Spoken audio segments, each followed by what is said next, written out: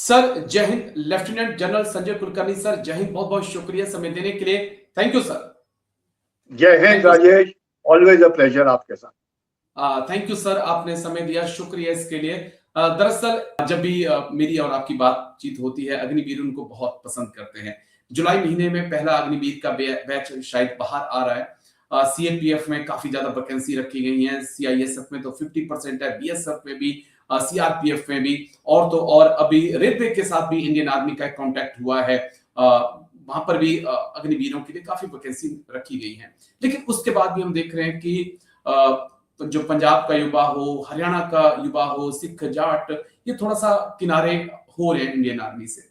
क्या पॉसिबिलिटी आप देख रहे हैं? जुलाई में पहला बैच आने वाला है, इंडियन आर्मी 1 साल उम्र और बढ़ा रही है कि 21 की बजाय अब 22 साल तक आप आइए, लेकिन आइए तो सही अग्निवीर में। कैसे आप देख रहे हैं सर, 4 साल पूरे हो गए अग्निवीर स्कीम को? क्या वाकई में जिस मंशा से लाई गई थी उस मंशा पर यह स्कीम सही उतर पाई है? मैं पूरा ठीक सुन नहीं पाया, आखिर में आपने क्या कहा राजेश जी?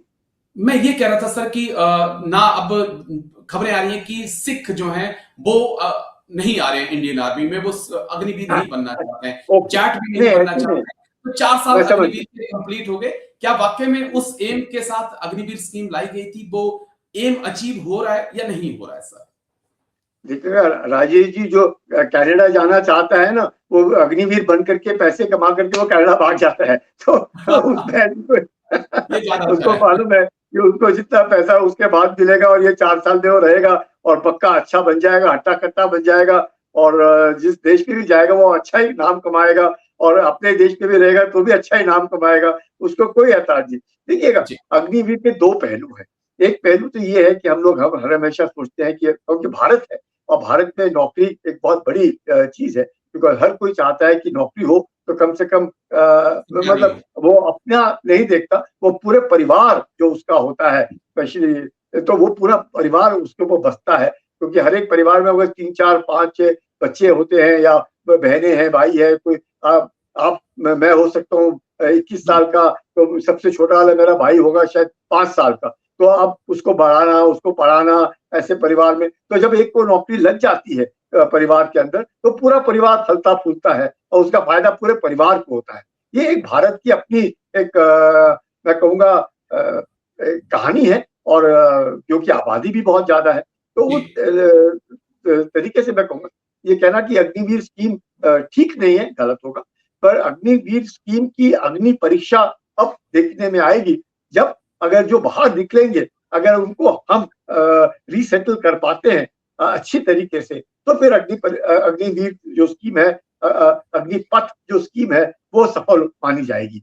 अगर उनमें बाहर निकलने के बाद अगर वो लोग खुश नहीं है, या जो वादे सरकार ने किए हैं, या जो सरकार ने सीआरपीएफ को या सीएपीएफ को या बाकियों को, बैंक को, रेलवे को, बाकियों को कहा है कि ये जो लड़के हमारे बाहर आएंगे और ये ट्रेन मैन पावर है, इनको सबको आप नौकरी दो, और वो नौकरी पाने में सफल होते हैं, तो मुझे लगता है इससे बढ़िया स्कीम नहीं है। आप खुद ही मानेंगे कि अगर 4 में से 1, यानी कि सब कंपटीशन में लगे हुए हैं, इट्स लाइक अ रेस, जिसमें सबसे बढ़िया है वो रखेंगे, और बाकी 3 या तो अपने आप जा रहेंगे, या वॉलंटियरली जा रहे हैं, या फिर उनको कहा जा रहा है कि ठीक है, क्योंकि सब छोड़ेंगे।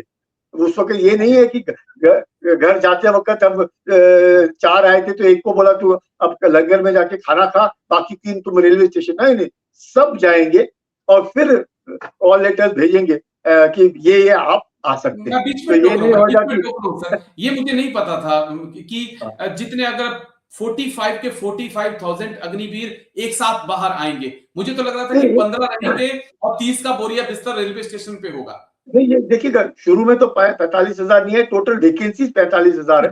पहले ग्रुप में 10 एक हजार आए होंगे, फिर दूसरे ग्रुप में फिर 15,000 आए होंगे, फिर तीसरे ग्रुप में फिर 40,000 आए होंगे, ऐसे चलते हैं। क्योंकि क्या होता है, ऐसे मेरा मानना है, यहाँ मेरा कि उस वक्त ही नहीं होता है, सब जाएंगे और फिर उसके बाद उसका असेसमेंट होगा कि कौन जो लड़के हैं जो वाकई, क्योंकि इनका कंटिन्यूस असेसमेंट होता है कि कौन अच्छा है, कौन रहना चाहता है। कोई जाने से पहले बोला कि साहब मैं खुद अपना फैक्ट्री सेटअप करना चाहता हूँ, मैं अपना स्टार्टअप शुरू करना चाहता हूँ, या मैं अपना बाहर जा रहा हूँ, जो भी है, जैसे भी है, या मुझे नौकरी लग गई है, या वो जब देखता है कि मुझे सीआरपीएफ में जा रहा हूँ या बीएसएफ में जा रहा हूँ, या कहीं और रेलवे में जा रहा हूँ, बैंक में जा रहा हूँ, कहीं भी जा रहा हूँ, तो ये भी उसका ऑप्शन है।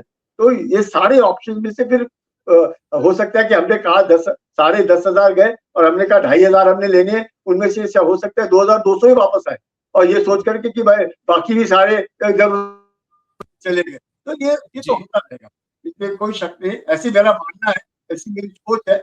हो सकता है मैं गलत हूँ, पर मुझे ऐसा लगता है कि सब जाएंगे और फिर उसमें से वापस अगले 2-3 महीने में जो 25% या 50% जो भी सोचा है सरकार ने, उनको फिर कॉल लेटर्स दिए जाते हैं और फिर वो वापस। ओके। वैसे भी सीएपीएफ में एक तो फायदा कि कम से कम 60 साल तक आप नौकरी कर सकते हो और ना सियाचिन जाना पड़ेगा, ना कारगिल जैसी जगहों पर आपको जाकर लड़ना पड़ेगा। लेकिन शुक्रिया, बहुत बहुत शुक्रिया lieutenant general Sanjay Kulkarni sir, आप आए इसके लिए। Thank you sir. जय हिंद, टेक केयर, अपना ध्यान रखिएगा सर। थैंक यू जय सर, हिंद। थैंक यू, जय जय हिंद राजेश। आपके दिल में आज भी जबरदस्त फौज के लिए प्यार है। जय Hind. Thank you sir, thank you sir, जय हिंद सर।